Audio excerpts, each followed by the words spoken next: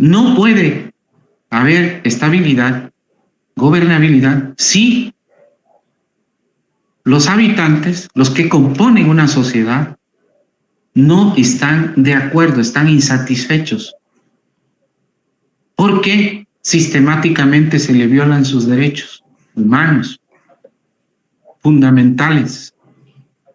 Ese es el concepto de justicia. Entonces, hay un propósito, hay un fin, que lo dibuja el presidente Andrés Manuel López Obrador en su proyecto, y dice: vamos a pacificar el país, vamos a generar felicidad, sí, con programas sociales, con apoyos, acabando con la corrupción, sí, pero la paz es producto de la justicia. No es producto solo de políticas públicas. Es que me agraviaron. Es que el Estado me está molestando, pidiendo que yo haga una declaración patrimonial sin ser servidor público. Por ejemplo, es que el gobierno me afecta. Para eso es el juicio de amparo, para eso son los tribunales. ¿Para qué? Como decía Morelos, en Ario de Rosales, Michoacán, no necesitamos ir hasta Ulpiano los mexicanos, hasta los tiempos del pretorio romano. Podemos nada más ir hace 208 años, 7 de marzo de 1815. El cura, el teólogo, el estratega militar también era un estadista, José María Morelos y Pavón, en Ario de Rosales, Michoacán, dijo que todo el que se queje con justicia tenga un tribunal que lo ampare contra el fuerte y el arbitrario. Esto no sucede. ¿Por qué no sucede en México? ¿Por qué no se ampara al fuerte y al arbitrario? Perdón, ¿por qué no se ampara al débil contra el fuerte y el arbitrario? Y es al revés. El político influyente, el empresario adinerado, el cacique en los pueblos, en las comunidades, donde a servidores públicos les avergüenza ir a impartir justicia porque lo ven como un castigo. A eso se ampara. Y al débil, al humillado, al agraviado, a la víctima, al justiciable, nomás lo cargan como pollo rostizado, vueltas y vueltas y vueltas, y dinero, mientras el asunto caduca, prescribe, se archiva y no hay justicia. Veamos, analicemos cuántos asuntos están archivados que violan flagrantemente el artículo 17 de la Constitución, que habla de que la justicia debe ser pronta, expedita y gratuita. Eso no se cumple en México. Y no se cumple porque los señores que procuran, fiscales, e imparten justicia, jueces, magistrados y ministros, sencillamente no tienen ningún principio, no tienen ningún ideal por la justicia, son designados desde el poder. Y ahí se justifica precisamente ese anhelo de que, como se estableció en la Constitución de 1857, sean electos bajo procedimientos cuidadosos.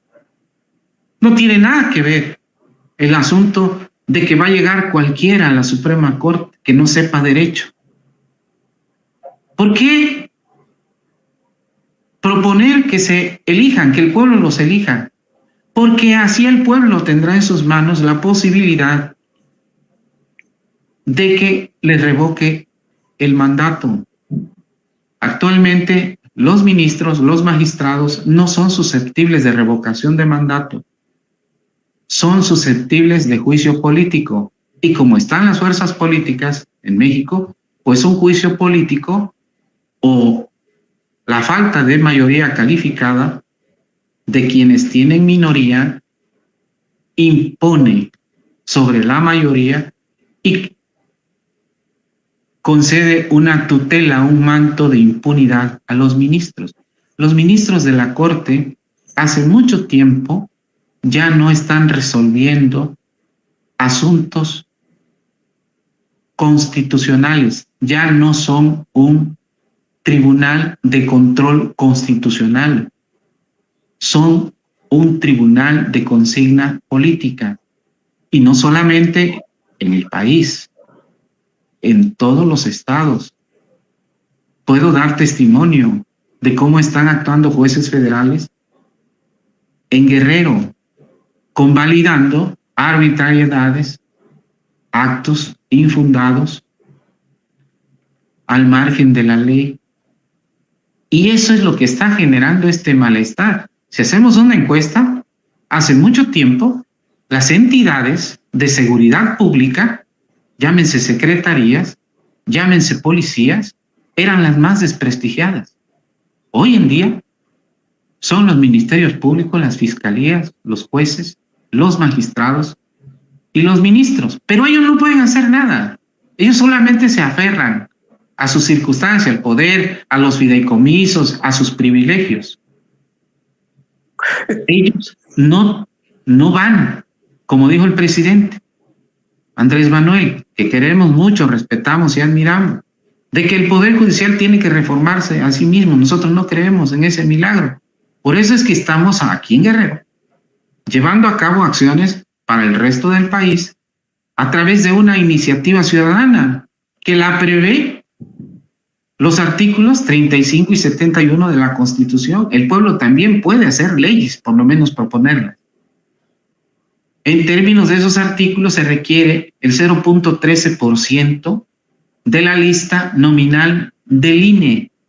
La lista nominal establece alrededor de 94, un poco más de 94 millones de ciudadanos y ciudadanas, que vienen siendo el 124,000, poco más, de firmas. Nosotros vamos por 150,000 firmas. Y lo que vamos a presentar no solo tiene que ver con que ya no tenga el control la ministra presidenta y los magistrados presidentes de los tribunales del pleno de la Corte, sino también de la judicatura, pero en los estados está peor. Aquí en Guerrero, por ejemplo, el presidente del tribunal es presidente de la judicatura y presidente del Fondo Auxiliar para la Administración de la Justicia, es decir, tiene el control, el poder económico, tiene más facultades que la gobernadora en los hechos. Ese totalitarismo es el que pudre hasta la médula a los poderes judiciales de los estados. Entonces, cuando veo en el conversatorio una discusión, si se puede decir, unas aportaciones de excelsos juristas, pues es muy light, solamente teórico, hipotético, hablar sobre temas de la doctrina.